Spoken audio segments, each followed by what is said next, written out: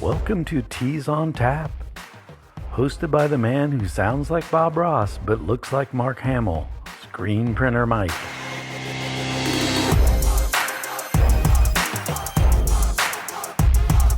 Hey everybody, Screen Printer Mike here, and welcome to another edition number 3 of the podcast.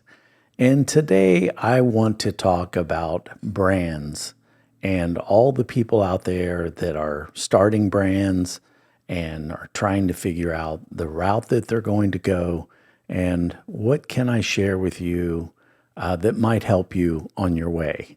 So the first thing I want to talk about is what I call the trifecta. And what that is are the 3 different ways that people fulfill their brands.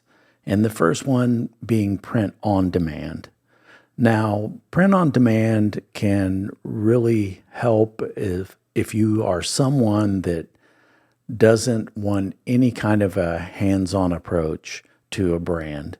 So maybe that works well for if you just have a ton of different t-shirt ideas, like maybe you're just doing funny t-shirts, but your brand really has no limits to what you'll put on there.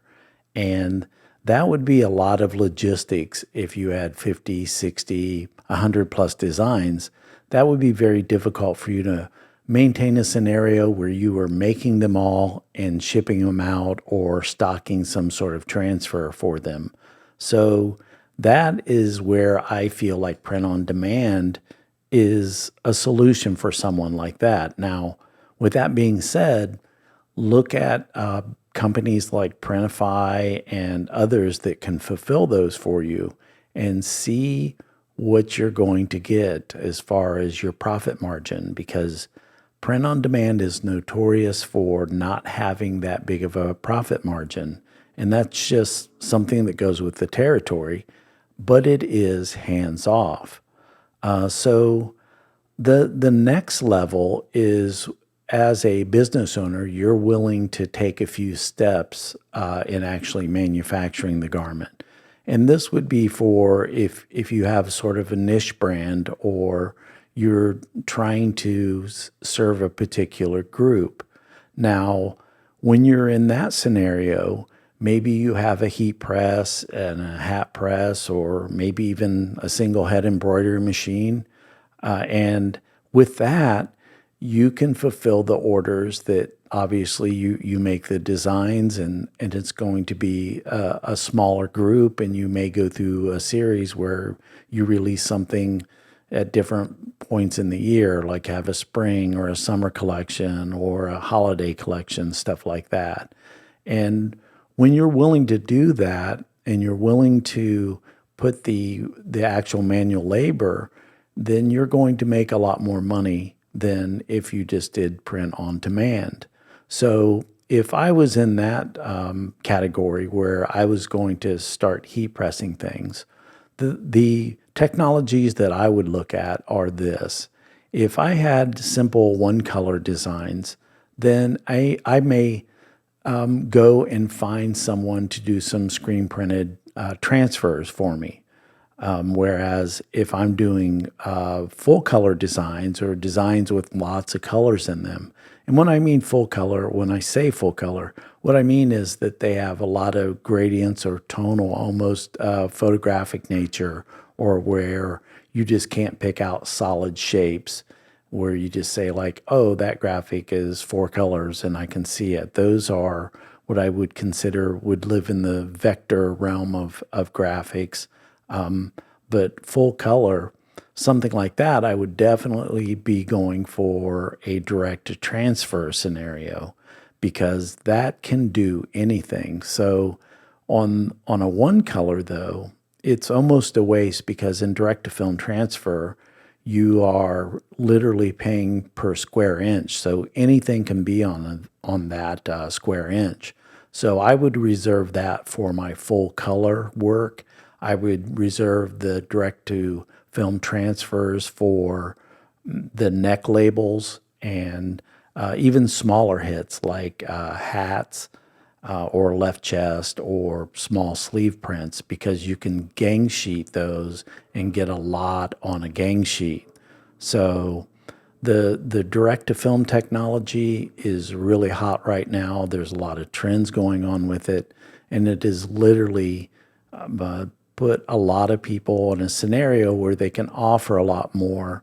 Whereas if they were doing multiple color vinyl cut, for example, it just takes a lot of labor. And you might say to yourself, well, why isn't he mentioning vinyl cut transfer? I know a lot of people have vinyl cut and a lot of people use it. A lot of people love it. And if I had that equipment, then I would be looking at it for doing things that the other ones can't do, such as this vinyl puff and some of the specialty glitter and some of the shiny metallic stuff that, to me, that is where vinyl cut still has a little place in there. But as far as if you have a 5 color design and you're going to cut out all 5 colors and stack those, the labor alone simply doesn't make it scalable. And that's just that's just the math when it comes to that. Because I think at the end of the day is, if you're doing this business, you're trying to scale the business. And so if you're scaling the business, you have to think about what things are going to allow me to scale this business. Because once you start a brand, you have to say to yourself, am I just going to sell on the internet? Am I going to wholesale to brick and mortar? Do I have a brand that will literally allow me to go into a resort store and say to them, like, hey, I think your customers will like my brand, and we can work out a bulk deal where I put your name on the back and maybe on the sleeve or something like that. And some brands, that might be attractive because then you can start selling in 48s or 72 pieces. And then that's when you would go to the third in the trifecta, is to have a screen printing model. So just be aware of all the technologies that are available and how those go with your business idea and the growth of your business. So don't be afraid to start out on vinyl and then go to some sort of transfer and then have a screen printed model. And that also reminds me, the one thing that, besides the fact that you don't make a lot of money on print on demand, is a lot of times when I see those t-shirts for sale and you're picking out the design, you usually see the t-shirt is available in 12, 15, sometimes even 20 colors. And that is a bad practice for a brand right from the start, because once again, that's sustainable when they're being printed one at a time. But if you ever want to scale that up, you've already set this expectation to your customers that they can get your design on all of these different colors, whereas you should have more control of that, what you want. So even if you are doing print on demand and you want to offer some colorways, really focus those down into just a few, like 2 or 3 or 4 at the most. Because in the end, if you bring that in-house, the less you have to stock, the better it's going to be on the inventory that you're covering or holding while you're waiting for orders to come in. And it's definitely a case where more is not better. And it really earmarks, when I see a t-shirt that's available in all those colors, I know I'm getting an inkjet printed t-shirt. So those are things that, brands themselves are very difficult. Many people try to do them. And it's something that you really want to look at it from a perspective of the customer and not just what you like. I have found a niche market and I want to serve it better than anybody else is serving it. And so when you go out and look at all the other people doing it, that's when you take notes and say like, looks, their designs are really generic, or maybe they're just words on a shirt, but not really incorporating any graphics, or maybe the graphics just aren't up to par. And you don't have to be an artist these days to develop a line or have a brand. In fact, I think it's smart to, allow professional artists to design your brand if you're not a professional artist, if you're not really good at that. And I'm a good example of that. I do a lot of art and have done hundreds and hundreds of t-shirt designs, but I know there are better designers than me out there. So I would want to see what they thought or what they came up with, especially if they understand what your brand's about. And that's your job to sort of, set this standard of this is what my brand means. Because after all, it doesn't matter if you're selling cheap t-shirts for $10 or a higher end shirt for $50. People are going to buy it because they have an emotional attachment to it. So a lot of times it's not about price, it's about the quality of the design work, the quality of the t-shirt, and the emotional value. When they see that, they're like, I gotta have that shirt. And so when people have that mindset, then they're going to pay a lot for your shirt, especially if you offer it on a premium style shirt, or maybe your shirt has, two or three different logo hits on it, or some special things like the neck label, or maybe even a cloth patch on the sleeve. There's all kinds of ways you can separate yourself as a brand to stand out, that let people know that this just isn't a print on a t-shirt, but this is a brand, this is a lifestyle. And so all of those things should be considered when starting a brand. So think about what you're willing to do, how you're going to fulfill your orders, and what your brand stands for, and how you're going to deliver that to your customer. And when I say deliver, I mean literally deliver. What do you want the package and the experience to be like when they receive that and they're opening this up? Because if you just have a t-shirt laying in the bottom of a bag, which is often the case on print on demand because someone else is fulfilling it, so you have no control over their quality, nothing. So when they open up that shirt, are they just going to reach in there and just grab this wad of a shirt out? Or are they going to open up something that has a nice clear bag, and it's got a sticker for the size on it? It's folded up really nicely. It's got your custom neck label in it.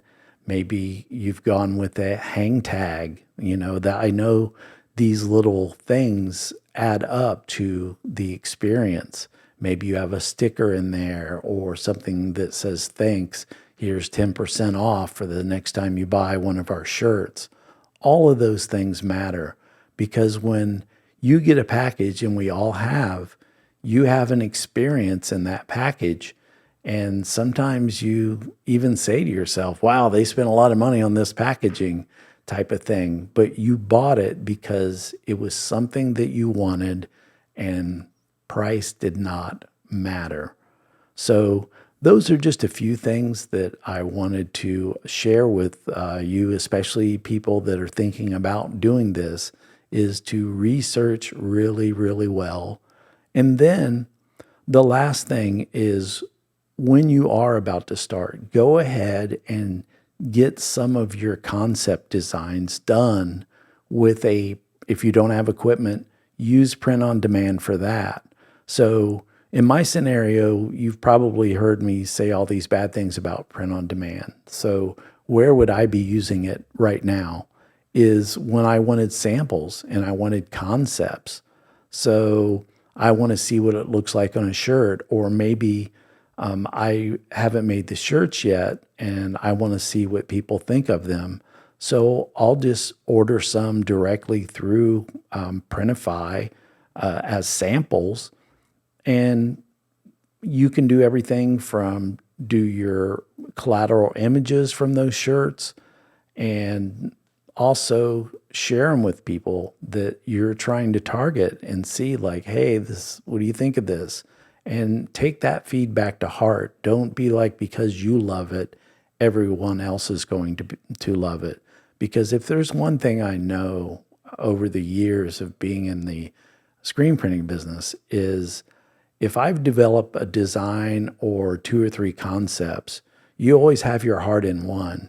And you usually put the extra, time to make that the best looking one.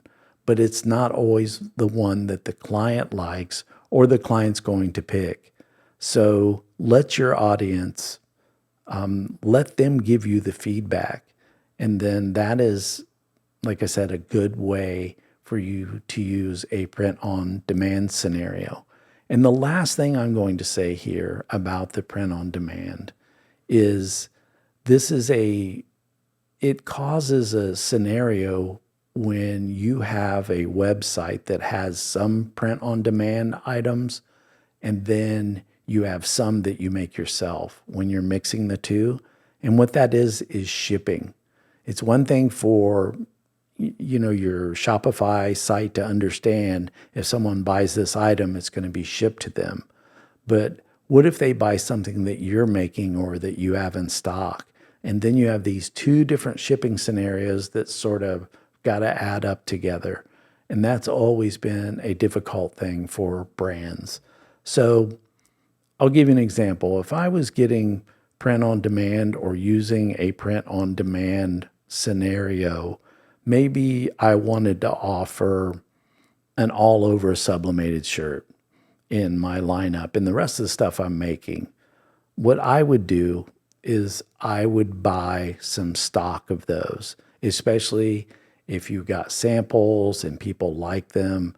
I would have those so that if they order one of those and one of my hats, I can ship them all together and give them the experience. And perhaps when I get that sublimated shirt in, I'll go ahead and put my custom neck label in there, or whatever else you're doing. Like I said before, like if you're putting some sort of woven patch or something just to kick it up a notch. Because at the end of the day, I don't think it's really about price. I've paid $30 for t-shirts. I paid up to $40, $45, $50 for a t-shirt if I really wanted it and had to have it, and it delivered with all the experience that I didn't know I was going to get within receiving the item. So I'm going to wrap it up until next time, and it may be a little while because this is going to change back here because I'm changing physical locations and I'm going to miss this. I love this brick back here, but I'm going to have to build a whole new studio. But hey, I'm looking forward to the change. And when you got to move, you got to move. But until next time, thanks for watching, and I'll see you later. Peace out, everybody.